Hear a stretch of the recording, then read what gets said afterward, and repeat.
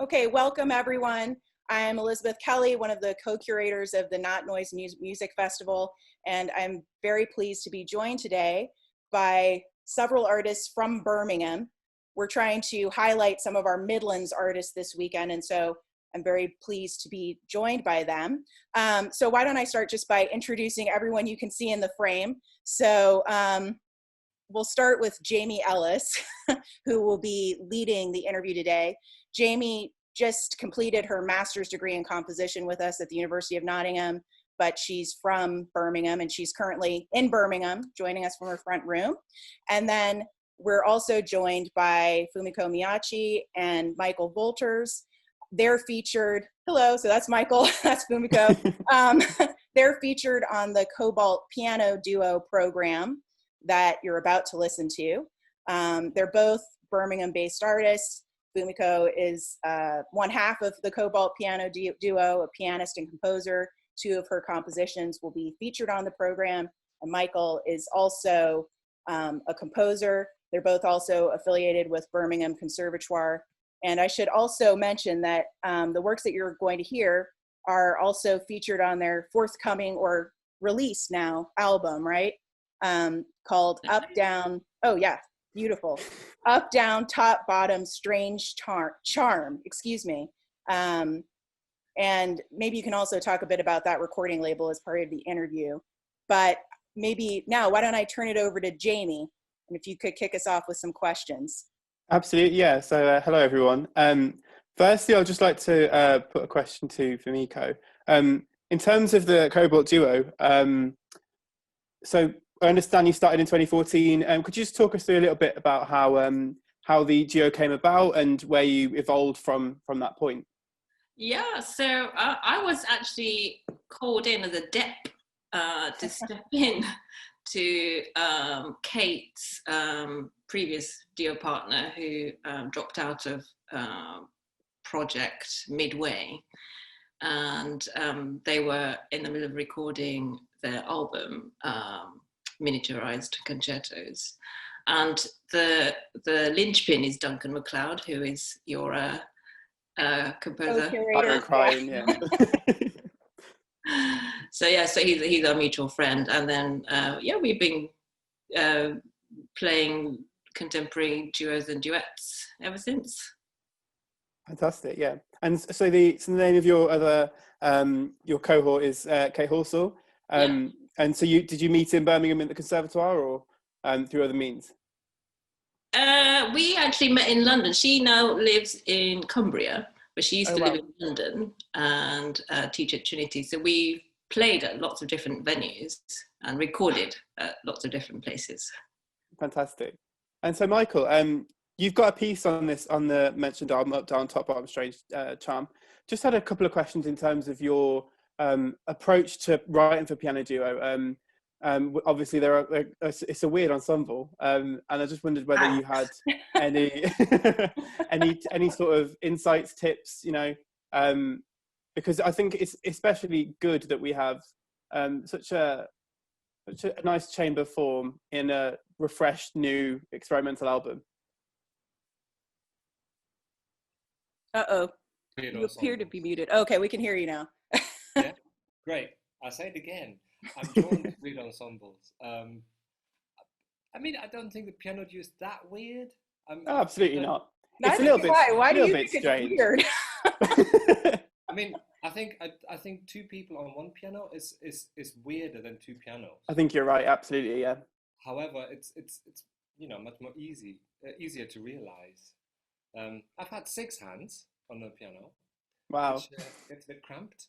But I think, yeah, as I said, I think I'm drawn to those odd combinations. Or like I've done 12 recorders and double bass as an opera before. So oh, wow. That's the weirdest, I think. But what's not weird for me, it's you know, working with 2 people. That's how I approach it, really. And it's because the piece has a lot to do with how you play it as well. There's a lot of hands crossing, and we made a really nice video, and where we only filmed the keyboard, and you see the hands on the keyboard, and it looks odd, and you don't really know why it looks odd until you realize that there's two left hands next to one another and two right hands next to one another. So it looks anatomically flawed. Yeah, so yeah, that's how I approached it. Fantastic. And Fumiko, do you find that there's a sort of quite an intimate aspect to performing as a piano duo, or so say if you were performing as a four hands, obviously you have this very physical closeness, but is there still this kind of intimacy with two pianos? Less, I would say, definitely. It's Fumiko, by the way. Fumiko, sorry. No worries. Yeah, so when you have a body right next to you with hands crossing and other things, it can't not be intimate. And you do need to actually get on as two people to work together so closely. Two pianos, I actually miss her because she's a bit too far away. And you breathe together, you kind of make music together, and it's easier when you're closer. We did a gig in Huddersfield once, and we were sort of behind two pillars in a church, and it was really difficult, and we were hocketing as well.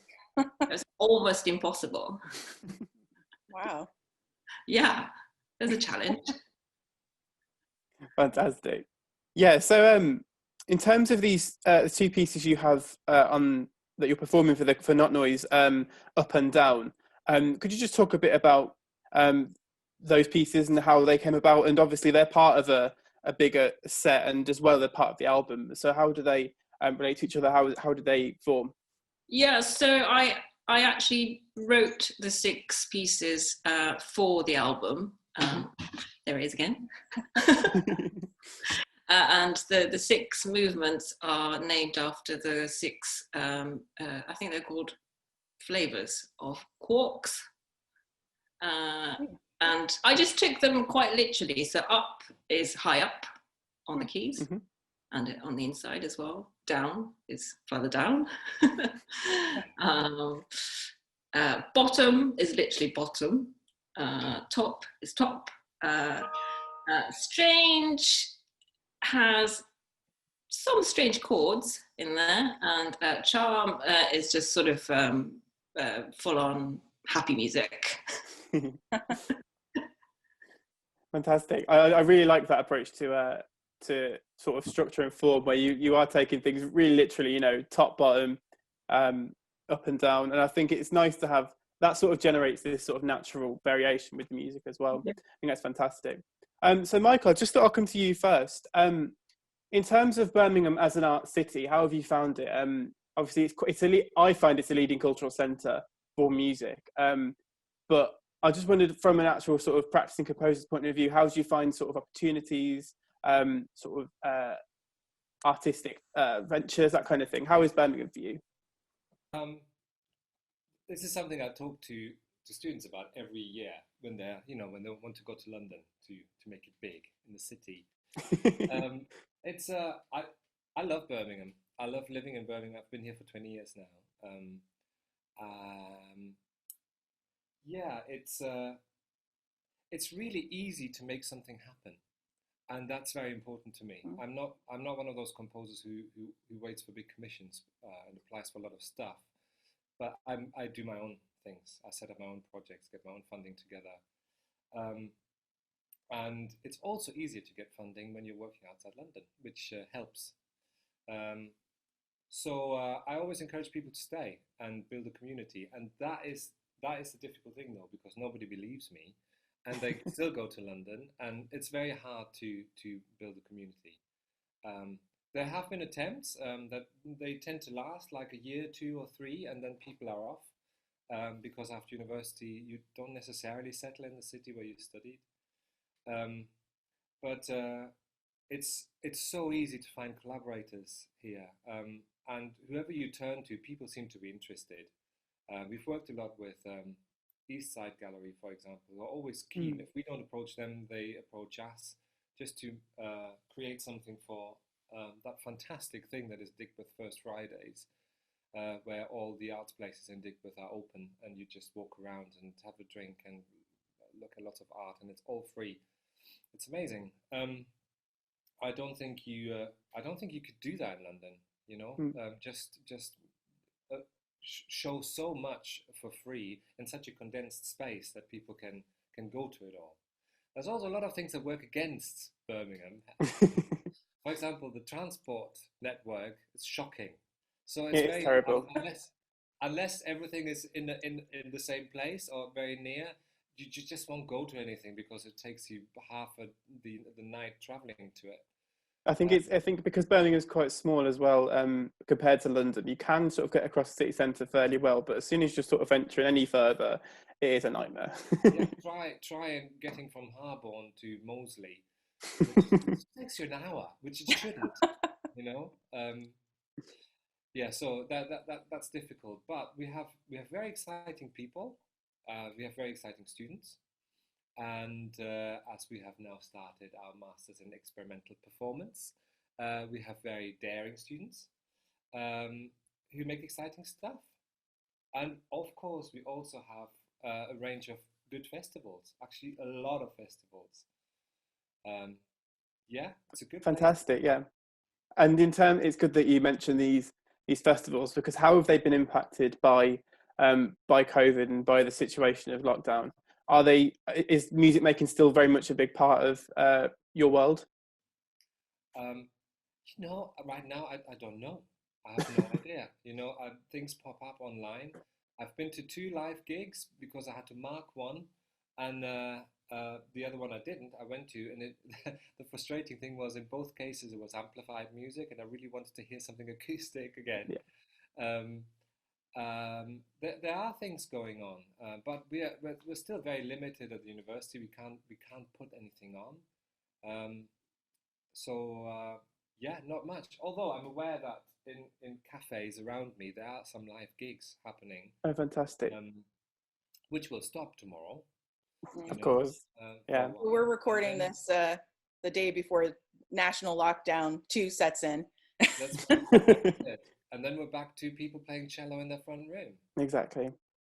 There's a lovely kind of reconnection musicians can have over lockdown with their instruments and with their craft. But after 6-7 months of it already, it does get a little bit boring. And I think we're all itching to get out and just be musical with other people again.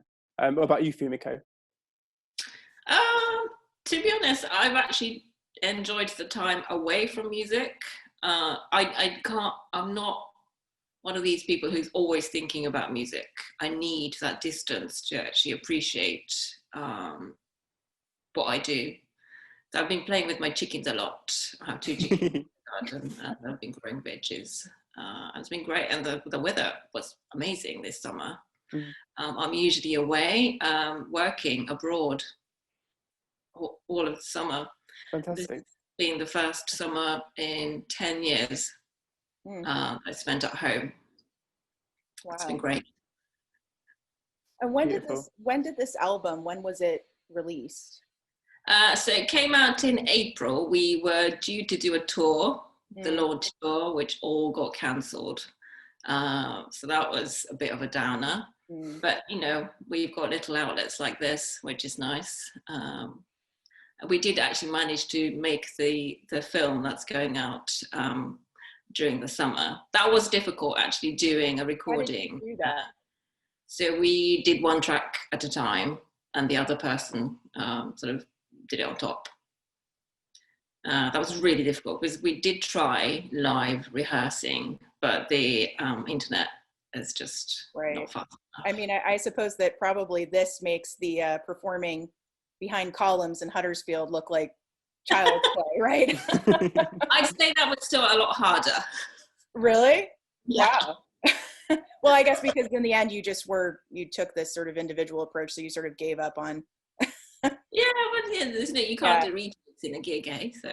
Yeah. Yeah. Wow.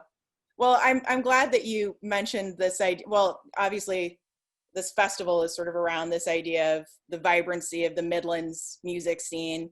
And I would actually sort of pick up on your point about Birmingham, Michael, and just say in Nottingham, we have the same, we benefit from the same sort of thing where, you know, we're very fortunate to have worked with a lot of the local venues. We're working with Lakeside Arts Center at the University of Nottingham to bring this together, but in the past we've worked with the Royal Concert Hall and venues all around town, and there's a lot of support, and you really can, you know, there's really vibrant things going on. We've worked a lot with the University of Nottingham's mixed reality lab, so there's been a lot of pretty wild technological interventions that have happened. So I think that there's a lot going on in the Midlands and still going on in the Midlands, and so I think it's great to try to bring attention to it and to the fact that we still do have music making going on, even though it's in difficult circumstances. Very interesting to hear about how you made those videos. So I guess, Jamie, are there any more questions that you would like to close here? No, that's about it really. I think, yeah, like you've all said, I think it's just important that music making is carrying on, and it's just nice to think that in maybe this time next year we'll be able to do all this live again, and we'll be able to have a proper in-person celebration of Midlands artists. But for now, this definitely will do. I think it's really important to it tests us as creatives. You know, we have to come up with alternatives, and whatever that might be. It might be your chickens. It might be something completely not related to music, or it might be a different creative approach. I turned to electronics, for example, which I never thought would happen, and I found my drag persona. I'm making videos. And it's super positive what's happened. I mean, I've hated Wow. it, you know, but creatively at the beginning, first I couldn't do anything because I thought there was enough. I always think art is about making extraordinary situations, and the situation was already so extraordinary that it had nothing to contribute that would make it more extraordinary.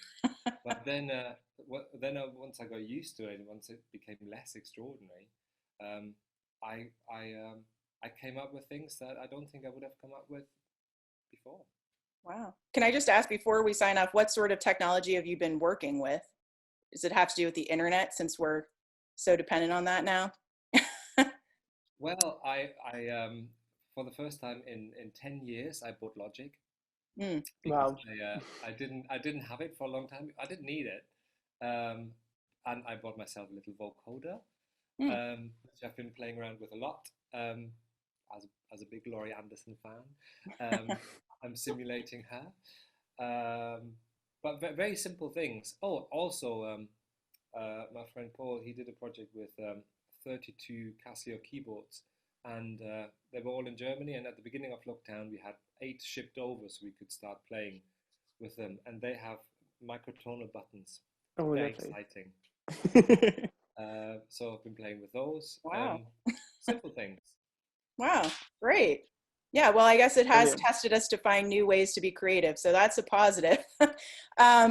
Well, thank you so much for joining us today, and we'll look forward to hearing your pieces on the forthcoming video recital. So thank you. So I'll sign off now. All right, thanks, bye. Thank you very much.